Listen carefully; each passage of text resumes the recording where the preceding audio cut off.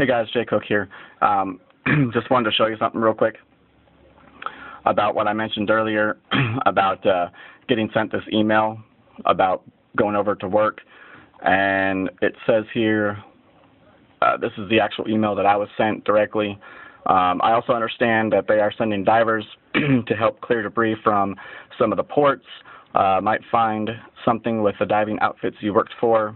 And it says right here, exclusive wanted U.S. workers for crippled Japan nuke plant.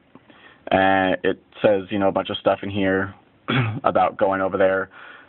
Workers who will be flying to Japan on Sunday. Those are the ones that are already signed up. And it says, on Thursday, the company said radiation levels in water found in the tunnels under the plant was 10,000 times the normal level, and radioactive iodine-131 was found in groundwater near number 1 reactor of the complex. And it just goes on a little bit more to say, let's see, Japan has put an exclusion zone of 20 kilometers around the plant. Several experts have recommended that zone should be expanded, and workers would stay, but said initially they would be based in Tokyo and drive the 480-kilometer, 300-mile round trip to the plant. Translators will be provided so they don't have to speak Japanese. And it goes on a little bit more. There are no jumpers, and workers are not expected to come into contact with high levels of radiation, which, yeah, they're going to anyways. I know this, and everybody else knows this. These are not jumpers. Rushing into a room. TEPCO is bringing in robots to help limit human exposure to high levels of radiation. The roles include groundwater and radiation specialists and spent fuel experts and some other people. TEPCO will be facing specific and unique problems in each plant. Each specific problem may require engineering of specific piece of machinery. They will almost certainly have to send, now read this right here, they will almost certainly have to send a jumper or two into, but only as a last resort, which means they're going to have to send somebody in there. And those people right there pretty much are probably the ones that have been over there and were already exposed to the high levels of radiation sorry, prior to anybody coming in there. It's probably one of the Japan workers, and they already know that they're pretty much, their time is, you know, running short. So those would probably be the ones that would go in there, I would imagine. So, and it says here, this is going to run on for weeks, if not months. And let's see, where did I see the job scope at? Where'd it go? I just saw that. The job scope estimated it would be at least a month, if not longer.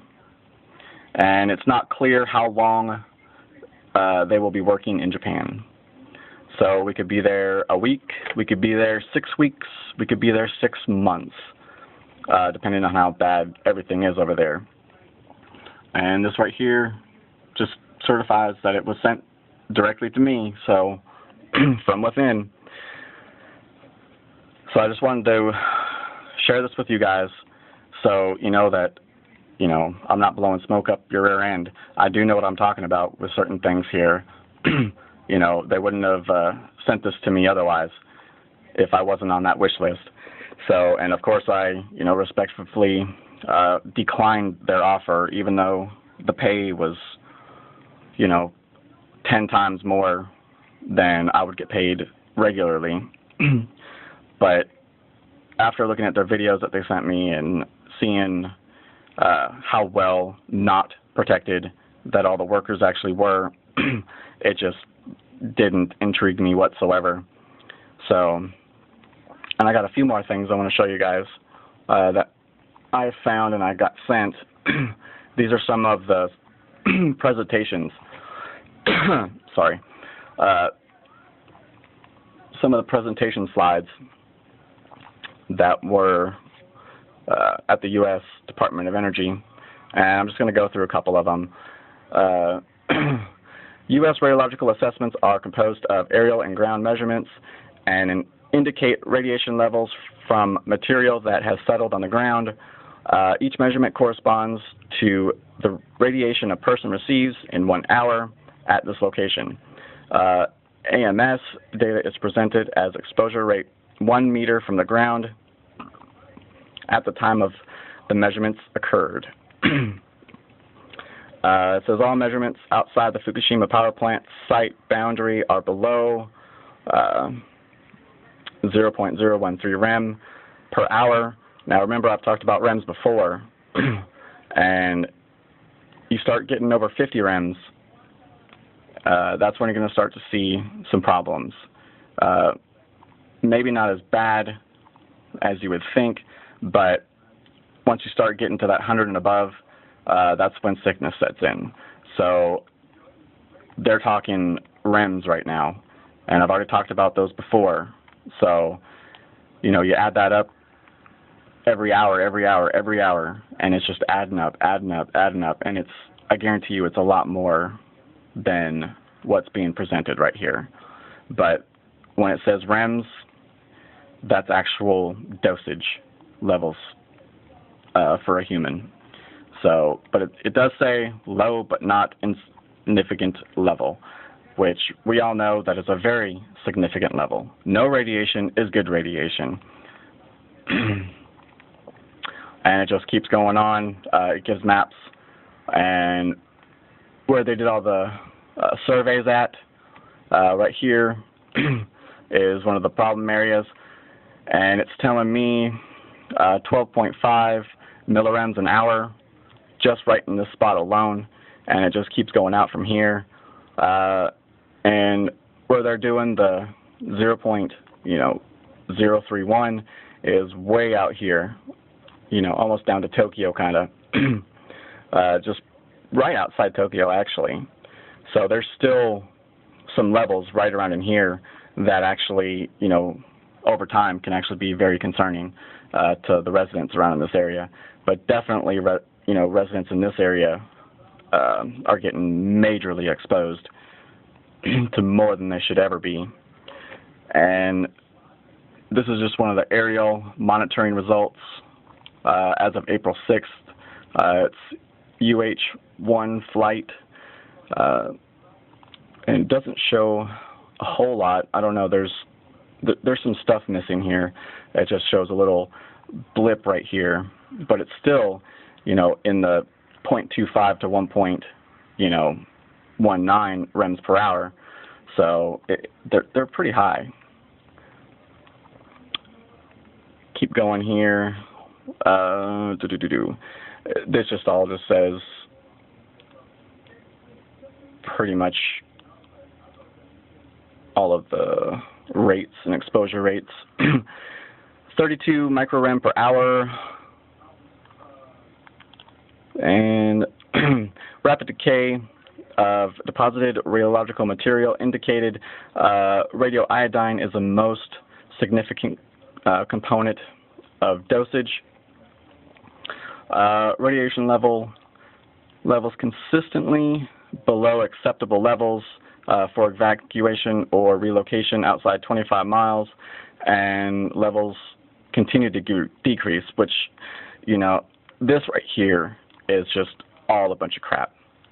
I can guarantee you right now, just from reading it and seeing and reading other results, this is just ridiculous right here. They're not telling them what the levels really are. So they're trying to make everything sound like everything's all hunky-dory and just fine, when it's really not. So I just find that kind of funny and kind of alarming, why they're, making it seem like it's not as bad as it actually is. Here's just some of the exposure rate trends extending northwest from the plant.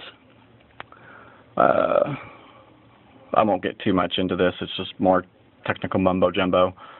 But I'm going to keep going down, and it explains the background radiation that everybody gets every day from a typical chest X-ray. So, and here's radiation dose explained, and I don't know why they're saying this much, but NRC's limit for annual exposure by nuclear power plant worker. And it's way, look at all this, it's way up here at 5,000. 5,000 in millirems. That's starting to get up into some high levels right there. That is a lot.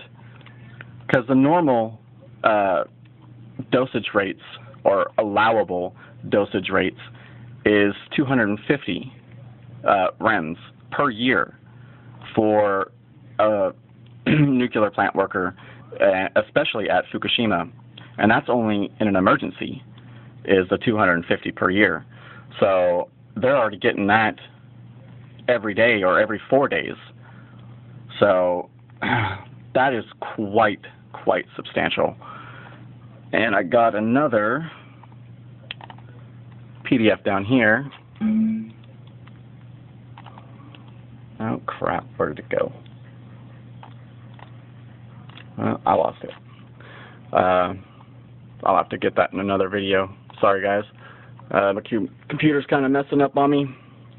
So, but I just wanted to get this stuff to you guys, and I'm gonna make one more video on this.